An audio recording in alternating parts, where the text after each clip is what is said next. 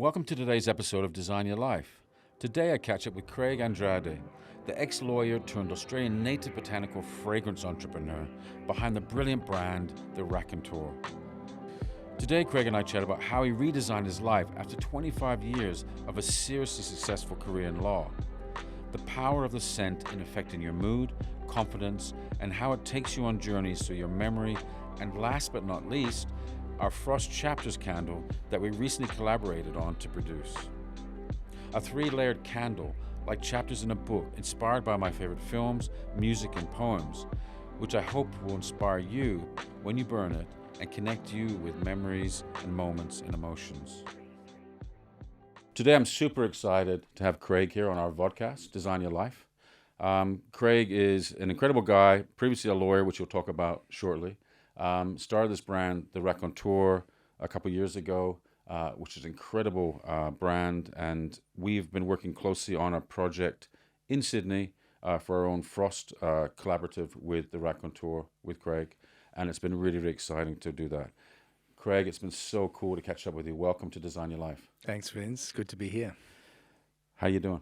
I'm good. Well, we just came from the studio down the road where you talked to my whole team about the power of scent and the importance of it and how it affects our moods. And let's just unpack that in a little while, but how did you start out in your life and your career? Well, yeah, exactly. It's not a linear answer. So look, I guess I started out as a lawyer, worked in private practice for about 25 years, working in New York, London, South Africa, and Australia. And I was doing private equity, capital markets, basically corporate work in all those cities. And sort of got to a point in my career where I was, I guess, sort of looking at the model for how we recognize what it is we do, which in a legal firm is billable hour culture. Your worth is measured purely based on the hours you work rather than the creative output you bring to any conversation. And I think I just started to become aware of a gap for me personally as to what I thought was more and more important to me. And what was missing was the creative output. And so I started to, have my classic midlife crisis going, I just don't think this is what I want to be doing with the rest of my life. And started to explore what it was that I could do creatively. I wanted to be an architect but couldn't draw. My high school art teacher said, mate, give it up. So I did. That was brutal. It was brutal. It was before computers, I think, before we had the ability to draw. I guess, I took up photography at university. Did a lot of landscape photography as a hobby just to kind of find my creative outlet. But as I got older, I kept reflecting on all of this and just feeling a part was missing. And through my love of cooking and gardening, I guess I hadn't joined the dots that the aromatic profile of what sits whenever you cook and what sits whenever you're working with plants and you're sort of surrounded by this. Those dots I sort of joined a bit later when I decided to do a candle making course with a lovely friend who you know well, a lovely Elise from Maison Balzac. Just one of the most gorgeous souls I think I know. I remember doing this candle making course and something happened when I added the fragrance to the candle. And I just remember having this physiological reaction and I couldn't explain what was happening, but I just noticed the power of scent to transform my mood, my mind. And I guess in that moment, I just felt there was a deep spiritual connection going on. And I decided to look into that further. So that's how it all started. And it's amazing because you wouldn't think that a candle could be reinvented or discovered. Like, that's right. Like you kind of like, it's like a chair. You go, how many more chairs do we need in this world? I mean, but you found something unique. It's something that really triggered your purpose and you connected with it. So How did you then make that shift from being a lawyer? Did you just walk in there one day and say, that's it, I found my calling? Well, I guess because I'm a pretty hard marker when it comes to, I guess anything I do. So I probably set the bar pretty high around if I'm going to do this, I need to do it really well. So I thought, well, if I'm going to do this, I might as well learn from the best. And so I went to the Grasse Institute in France to learn, I guess, these skills that go into creating, designing, making a fragrance, and learning about the world of ingredients. So that's where I started. And I remember we had this moment in class when we were going around talking about what comes from where.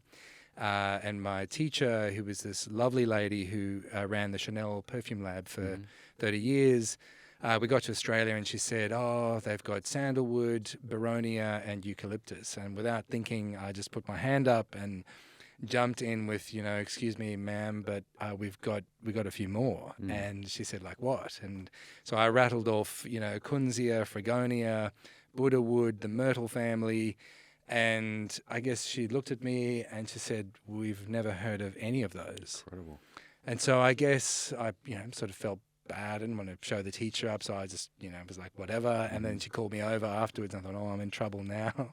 And she just said, look, these are really interesting ingredients you've spoken about. That's fascinating. Like, tell me more, because we don't know about that.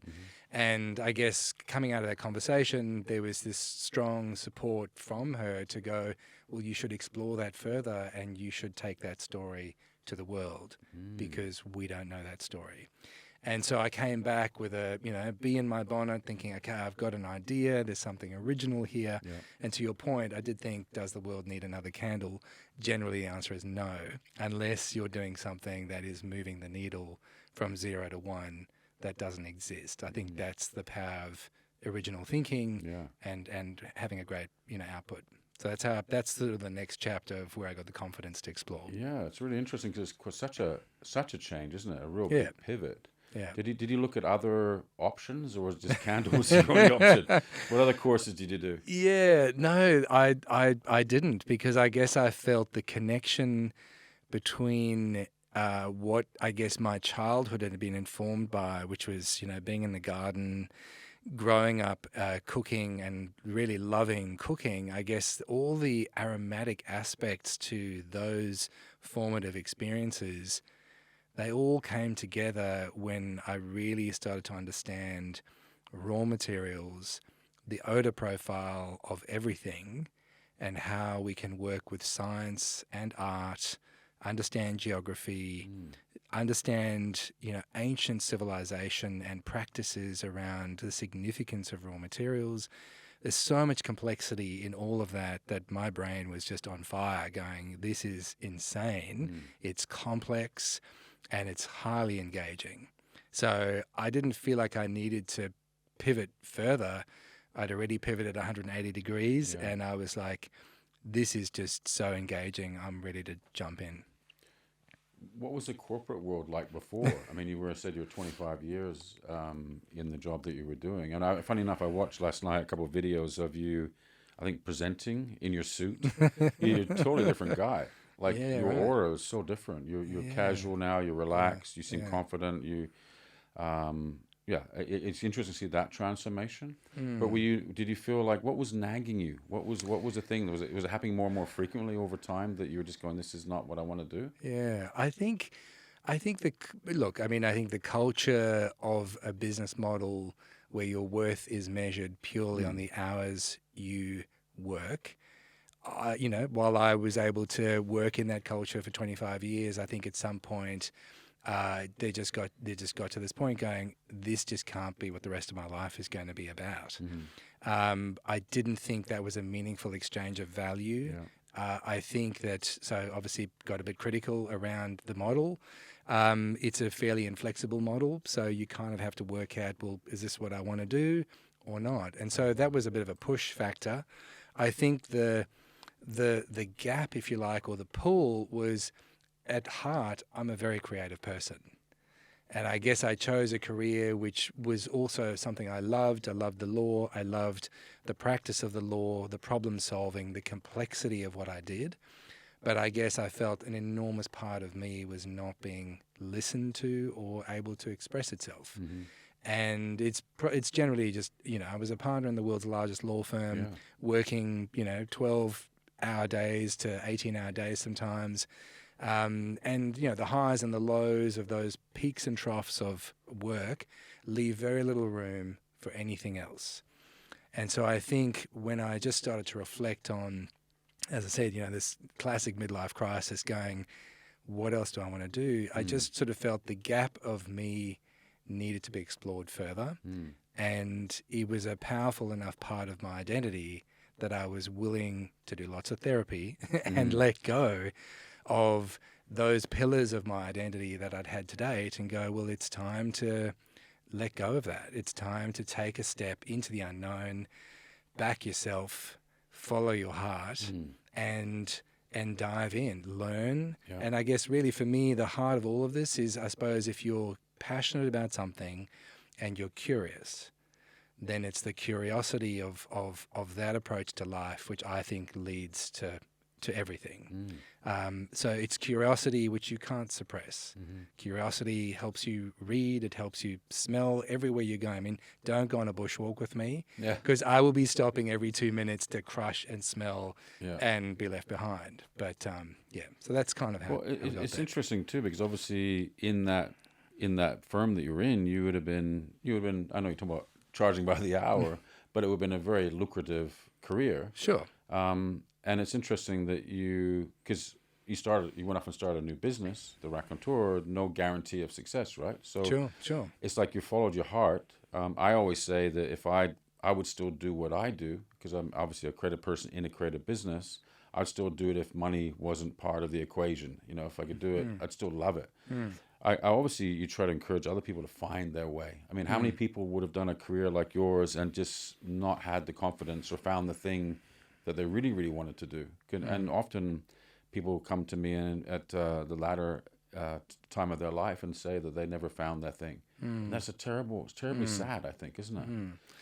Well, look, I mean, that's right. I mean, I suppose it takes, yes, a lot of therapy to work through these issues, because you have to confront your identity. You confront the choices you've made, the decisions you've made. You've got to confront all that and question that. And you need a very supportive family around you and friends who support you through that, because you're basically re-examining your life. Yeah. And when you talk about designing your life, there may be chapters, and there's a chapter of that which I love and don't regret, and it gave me incredible opportunity. I've met incredible people. I lived all around the world.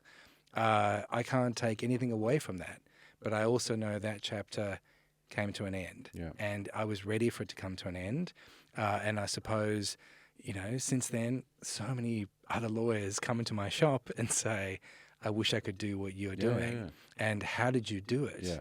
And so there are I've had investment bankers, I've had lawyers, I've had a number of my former clients who've just applauded me and thanked me for, I guess, finding the courage to do it, who respect my decision, and colleagues and peers, I suppose, the surprise was when just a number of people were dropping by saying, how did you do it? Because I wish I could do the same.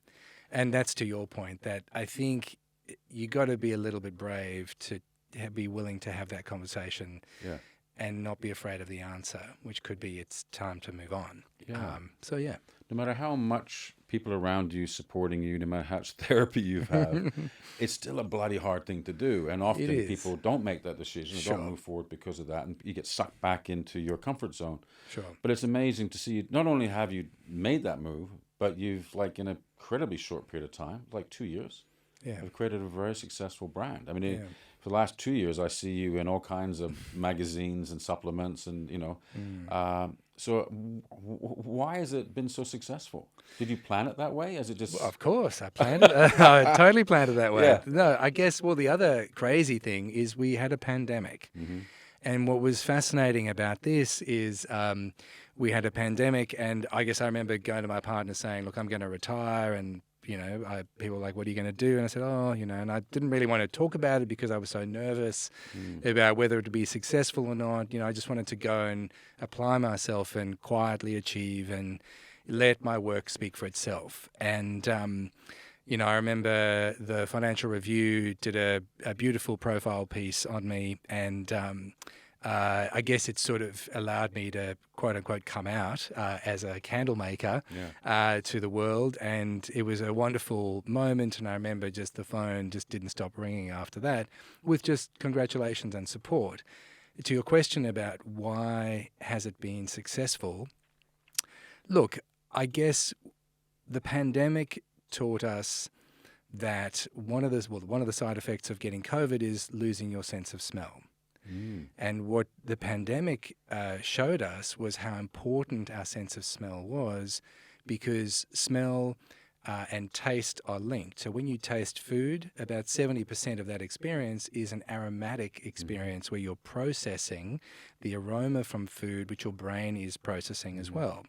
So when taste suddenly was on the menu of something that was compromised and it was connected to smell, all of a sudden, two pretty main parts of how we live was on the agenda for something that everybody had to pay attention to and care about.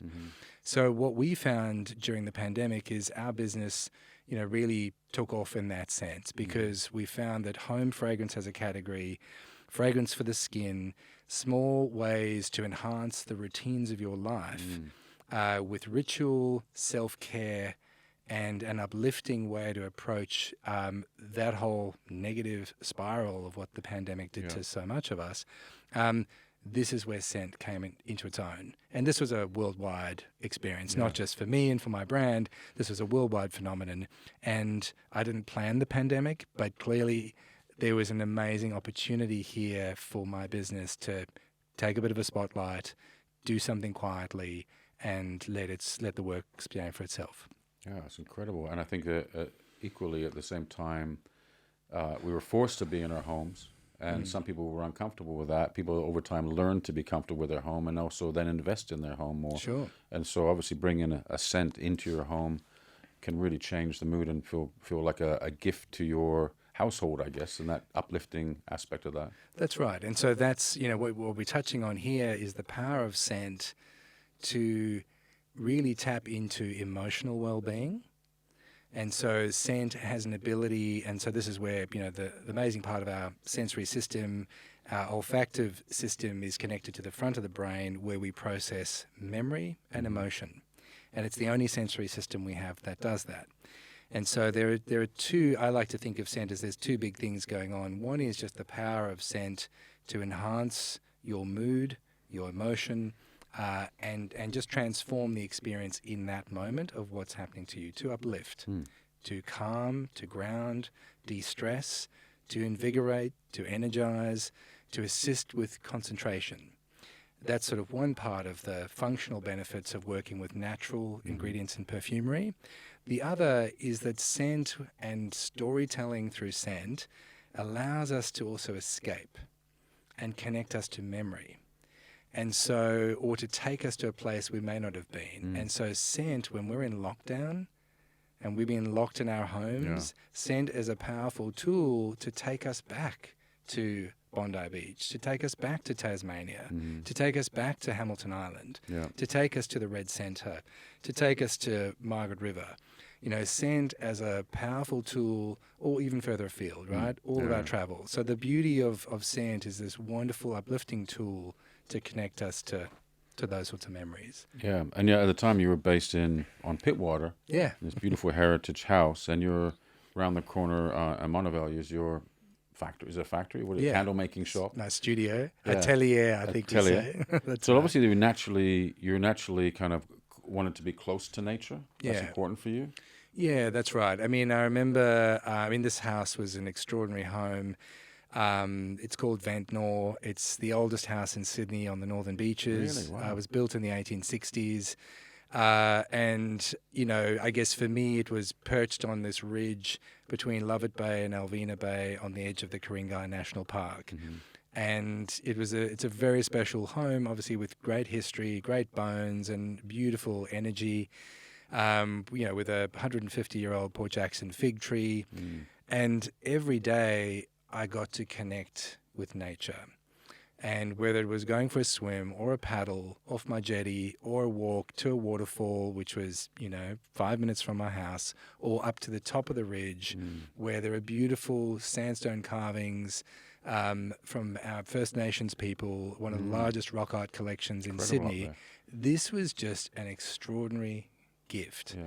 And I guess I felt very privileged to have that opportunity, but it helped me stay pretty grounded and it helped me stay pretty, I suppose, content with the simple beauty that nature gave back to me. And I was, to be honest, it was a very special time to have that opportunity. It's a very gentle place, and I feel like your brand's very gentle, if I can say that. But the raconteur is not such a gentle thing. What is the meaning of raconteur, and how did that name come about? Yeah, so the raconteur means the storyteller, as you know, and I guess when I was thinking about what do I call this thing, so I had the idea. I knew I wanted to be, talking about Australian native botanicals. Yeah. I knew that was the story I wanted to celebrate. And I kept thinking, so I want to talk about the Australian botanicals. I want to tell that story. And I kept going, what's another word for storyteller? And then I kept thinking, so I was going round and round in circles, a few bottles of wine later. And I remember obviously stumbling across the raconteur and thinking, here's a word in English and French, which is pronounced the same. Right. It's spelt the same. Yeah. And here's a nice way for me to acknowledge the role of the French in perfumery with a word which can connect to both cultures, but which ultimately means and has great meaning for what I'm going to do, which is tell a great story. Yeah. I always thought raconteur was someone like a bit of a dealer, kind of market, kind of trader kind of guy. Well, there's that too. Create a racket. We're in the shop. We're actually not in the shop, but we have on this wonderful background here your shop in William Street in Paddington. Spectacular shop. And you've just obviously designed it to encapsulate your brand, not just the product, but you've got an incredible eye. I mean, where does this all come from? Has this just been like an incredible opportunity to express yourself in the physical space? Yeah, I think, this is the frustrated architect who never got to realize those dreams. And I mean, I am one of those people who will walk into any space and immediately start thinking about how to redesign it and move stuff around. So I guess interiors and aesthetics and the approach to life for me has always been highly aesthetic. But the concept for this store was also really about I just sort of felt if I was going to do a retail environment, I didn't want to just put products on shelves. I just sort of felt those days were over. Really, we were coming out of a pandemic. Yeah. And everyone was saying, well, why would you do bricks and mortar? The world's moved to online. I'm like, well, no, it hasn't. Yes, it has, but no, it hasn't. What we're craving are unique experiences. And what we're craving are warm, inclusive environments which stimulate us and engage us. Not every experience has to be transactional. And I guess I felt that I wanted a space that I would love going to, where I could showcase Australia's botanicals on all 5 senses. And so we've got things in the store which combine visual art. We've got food ingredients, our native food ingredients. So we've got taste. We've obviously got scent covered. We've got beautiful fiber art from the Jumpy Desert Weavers. So it's tactile, beautiful things to touch. We've got books to educate and inform. And then on sound, we've got the sound of my voice when I teach. So I just felt I am working on a concept for an incredible soundtrack that we're developing connected to nature. So that's more to come. But I just wanted to showcase, even the tumbleweeds, something as simple as tumbleweeds, which just, roll around in the desert, something which is a weed, but which had a life, is now dead, but has a sculptural beauty. Yeah. And it's about seeing beauty in a different way, seeing beauty through all 5 senses, all connected to our beautiful, rugged landscape. Yeah. Well, it's interesting. It's a year old, this shop. Yeah. And as you say, you opened it, just the end of the pandemic? Or just as we came out of lockdown in September, we opened it. and it's 1 year old. Yeah, But that's kind of brave, isn't it? Like, yeah, totally. Because we could have gone straight back into another lockdown. But Sure. you just are confident that this is the thing to do. I just had a view, I suppose. I just knew this was right. It's regardless of whether anyone came through that door, I knew I had to do this for me. You know, this was also about my ability to communicate who I am and what I'm doing and what I'm passionate about. Yeah. And I am a bit of a believer that if you build it, people will come. Yeah. I think if you're authentic and honest and you have integrity around your products and what you're trying to ultimately communicate, which is just showing us all the beauty of our backyard and showing us all a series of aromatic ingredients and perfumery that very few people know about. And I just felt that as Australians, as tourists visiting this country, why wouldn't you want to know more about that story? Yeah. It's a beautiful story. And we can all relate to it. We can all share in it. So I thought, let's do it. And obviously, in the kind of such a beautiful street, that William Street, it's like the perfect street. I can't imagine you being any other street. It's like it just feels so right. And I guess feelings is what this is about, right? It's not, might be some logic there. There might be a great business plan, but ultimately you're creating a brand that people feel, that interact with. Let's talk about designing for the senses, because obviously as a design company, as a branding company, we're constantly designing or redesigning brands and places and environments, etc. And so we talk about the fact that it's not just about typography, it's not just about a logo. A brand is a living entity, and scent is a very important part of that. So is sound, and so is touch, of course. But how do we get better as designers, as human beings, at embracing our senses and designing for them, as opposed to, inflicting a brand onto to people?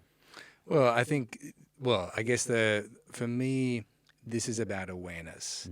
At its heart, I think, again, coming out of the pandemic, I think we were all made far more aware about all 5 of our senses, because when you cut people off from each other and you isolate people, you lock them up in their homes, you're creating a weird environment where our ability to connect has been compromised.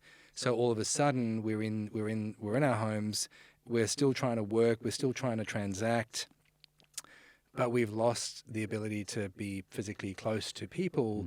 So all of a sudden, for me, there's a lot of inward reflection that comes from that. And I guess what my response to that was, we put out a couple of EDMs on our database, which was sort of first aid kits for the pandemic. Yeah, cool. And they were all about all 5 senses. Yeah. So we sort of try to lead a discussion about all 5 senses, how important they are. Here was nourishment on all 5 senses for just stuff we recommended that we were doing, and we just wanted to, I guess, offer that sort of type of advice and just put it out there. And I guess for me, when we think about designing for brands, I just think, we've worked with a lot of brands around town, ranging from Benelong at the Opera House to, Firedoor with Lennox, Paz Paley, working with Tourism Australia right now. We've just done a big project for Lexus. So these range from brands which are focused on ingredients, so perhaps the chefs and the food-related brands, through to venues like the Opera House, through to a car brand like Lexus, all wanting to communicate their identity, in this case through scent. And I guess I feel that this is just an enormous part of who we are, our physiology. And while we've been dominated, or our approach to life is generally dominated through a visual realm. And so that's how most of us process life, is visuals first. The pandemic has taught us that scent is an important part of who we are. So if we can tap into that, we have a better and a more elevated way to understand life and to tap into who we are. And as a brand, I guess my view is that every brand, if it hasn't already, should be exploring, is there an aromatic approach to defining who we are that we should be talking about? Because it enhances the overall brand experience, potentially takes it into people's homes, but it just showcases more of a 360-degree approach to how do you see something. It's not just one-dimensional, it's not just visual, it's more. And it creates that connection, more meaningful connection. Sure. And that point of difference, which we're all looking for. We're all trying to find that unique point of difference. We're not all the same. Correct. No two brands are the same. Even though we look the same. Yeah, well, actually, I should have said in the very beginning, because we're not related in any way. And whenever we meet, we seem to be wearing the same clothes, for God's sakes. Yeah. I have a chat to my mum, make sure we're not related. So sustainability too. Sustainable. We're living in a time now when the environment is under enormous pressure. We need to make shift and change urgently to design a better world. Your products are locally sourced botanicals, soy wax, etc. So can you talk about that? Sure. So I guess our approach to sustainability is it starts with design, and by that I mean we will look at ingredients which are currently endangered or threatened on the red list and basically exclude them because we won't work with plants that are threatened or endangered. We'll then look at, I guess, all of our packaging. Of course, we'll look at the paper sourcing. We'll look at biodegradability. We've gone through a process to eliminate as much plastic in our workplace as we can. But then I guess we get to every aspect of the product and its packaging, of course, but it all starts with design first. And then when we sell our products, we have a recycle and refill program where for us, we allow any of our customers to return their products back to us in their original containers.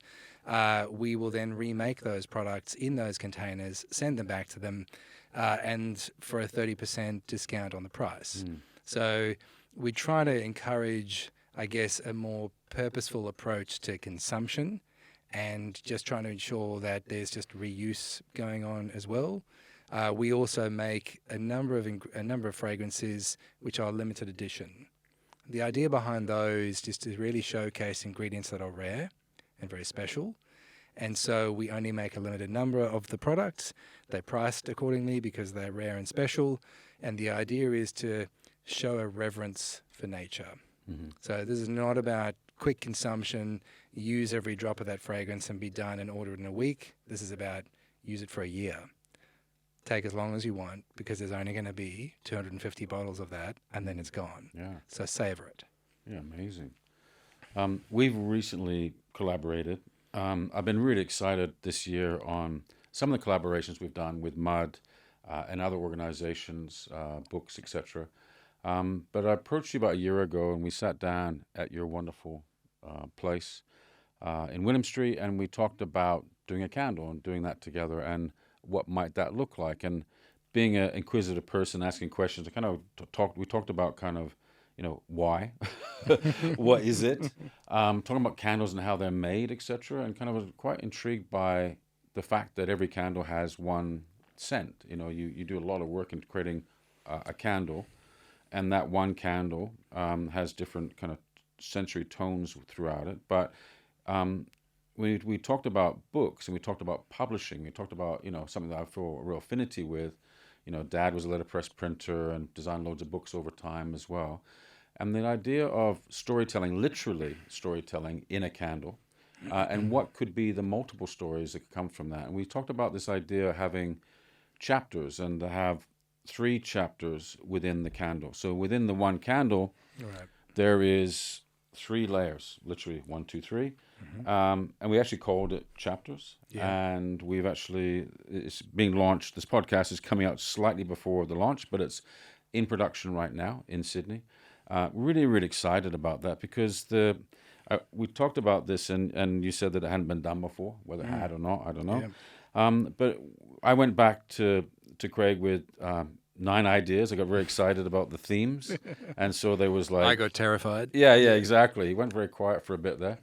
We're talking about cities, a candle that had 3 cities or music that had 3 tracks or film that had 3 films or books, etc. So he came back with 9 of those, which was phenomenal and really hard to sit in the studio and smell them over time and trying to work out which is the one felt much an affinity with, because obviously there's the logic in them, but equally it's something you got to feels right for you.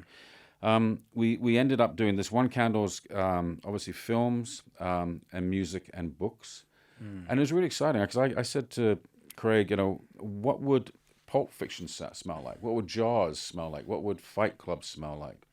And you took it very seriously. You didn't smirk. You didn't laugh. You didn't tell me to F off. You went away for quite some time. Yeah, a year. And I probably thought about what the hell is I doing. Yeah. But it was really interesting going like, well, what does those smell like? What is the music? What is hold on. Wild Woods. Wild Woods by Paul Weller smell like? Perfect Day, Lou Reed. Yeah. I mean, this was an incredible brief because I guess music was so hard because, I mean, the tracks were incredible. You know, I listened to, Perfect Day, and I was listening to my car and it was sublime. I mean, I think I just burst into tears. Like it was just so moving. Well, it's just such a powerful song, right? Yeah. Was it the pressure as well? Or And I just kept thinking, how do you capture this moment in scent? So it was a really hard brief, and it was really challenging. And I guess I started to then unpack each of the songs you had given me, and listen to them, listen to the lyrics, of course, try to get closer to the meaning behind each song. Mm-hmm.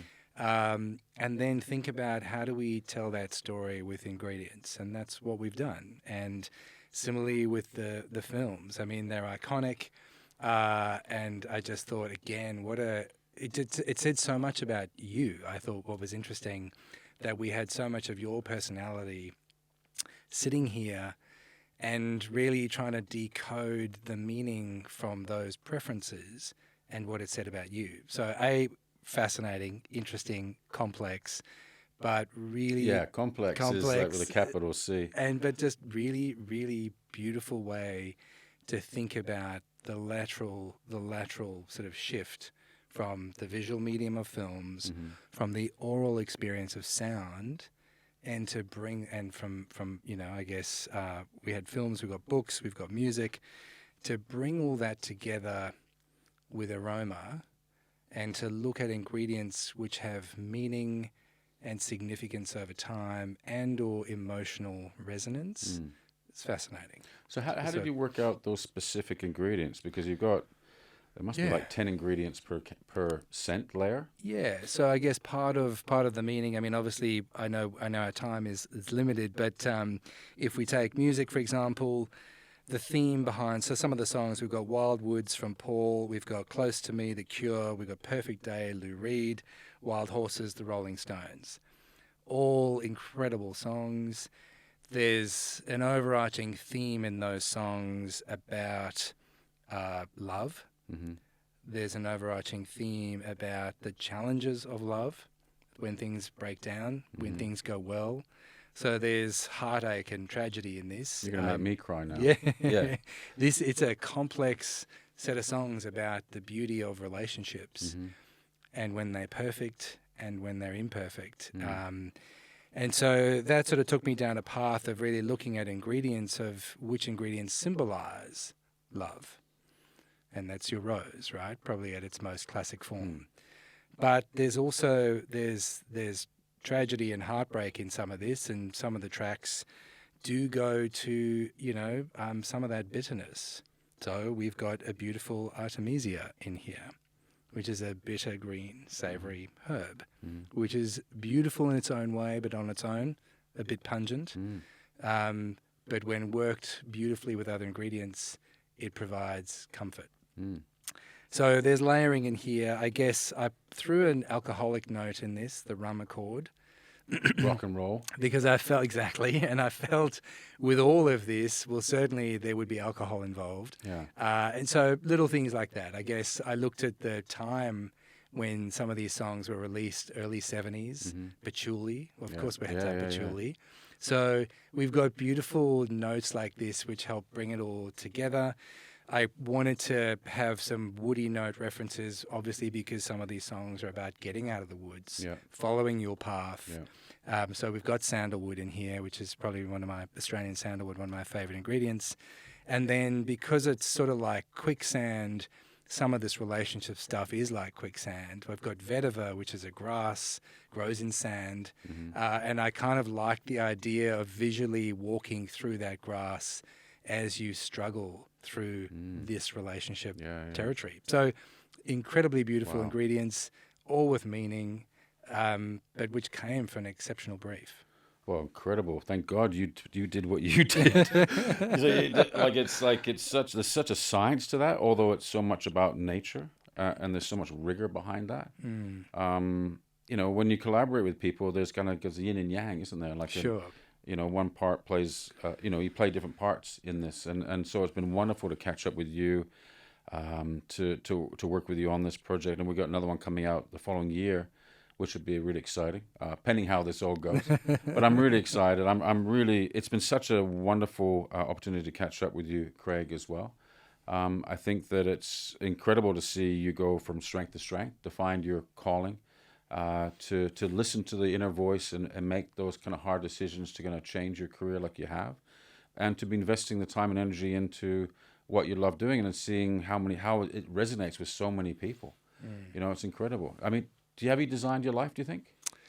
I think I've designed chapter 2 of my life, and I feel like I have such a more heightened sense of what I'm doing with my time, what I'm focusing on. So I've moved well beyond sort of an aesthetic appreciation for life into meaning, and kind of getting back to the heart of who I am as an individual and what matters to me. So that's what I mean when we talk about designing your life. Yeah. So yes, to be continued. I don't know what chapter 3 looks like, but that's chapter 2. Yeah, possibly you'll reinvent yourself again. Sure. It'd be interesting. Have you got like a business plan? I mean, I imagine being a lawyer that you'd have a really solid business plan. Yeah, I did. I started with one, and I had, I reviewed them for a living. So yes, I had one, and then soon realized part of my strategy where I thought demand would lie didn't materialize, so I quickly had to pivot. And I guess I have a series of notes on my phone, and I just have categories of opportunity. And wherever I am in life, if there's a set of ideas, I think the hardest thing is often remembering what those great ideas were. You wake up the next morning, you go, gee, remember that great thing that I said yesterday? So I do try and pay attention to my own thoughts. And in a world of exceptional distraction with technology, I try and have very dedicated days with minimal technology. And I'll dedicate an entire day to just checking the phone once in the morning, off for the day. And it's literally an immersion into what's happening in my brain and my creative thought processes. And then putting my head up at the end of the day to see what came out of that. So... Yeah, amazing. I think that's a really good piece of advice in terms of detoxing from technology, because it's around us everywhere. We totally get consumed by it, and it's become everything for us. I'm really, really inquisitive about how people are going to interact with this particular candle that we've done together, because there are 3 layers. There's 3 stories. Sure. I took one with me on a business trip recently, and I smelt. I had it burning at my parents' house in Sussex, and I'd be really kind of intrigued to see how people, what they think of that transition from layer 1 to 2, or story 1 to 2, and then 2 to 3, and what that combination of the 2 smells is really interesting, because it's not something that I guess you can design it, but there's also something that just happens. A chemical reaction or that transformation of a smell into another smell is interesting. Yeah, I think conceptually what we've done here, as I said when we first spoke a year ago, and I remember sitting in the courtyard garden at the embassy when you came in, and we were having this chat, and I think your eyes lit up when you're like, oh, can we have more than one scent in a candle? And I kept thinking, well, I've never considered that question before, and I've never seen a product on the market which does that. And I remember thinking, wow, this is the beauty of working with somebody who thinks outside the box, because you're asking questions which I've never asked and I've never seen anyone answer. So the answer must be, let's have a look. We did. And so I think just on this, what's interesting is most fragrances, well, all fragrances comprise top, middle, and base notes. And when you design a scent, you design a scent with that in mind. So some will, diffuse quicker than others. And every fragrance is typically constructed in that way. What we have here is 3 different fragrances layered within this candle, poured at different times. So we start with the third chapter on the base. We pour that scent. We let that set. We pour the second layer. We let that set. We pour the first layer and let that set. And each one of those fragrances is different. They are unique. They relate to the concepts we've been talking about in terms of books, in terms of films, in terms of music. And when you light the candle, you've got to travel through time to get to the next layer. So you've got to go and make the effort to get there. But there's an interesting thing, because when you melt candles, obviously you light the candle, the wax gets melted, and then slowly the candle burns off.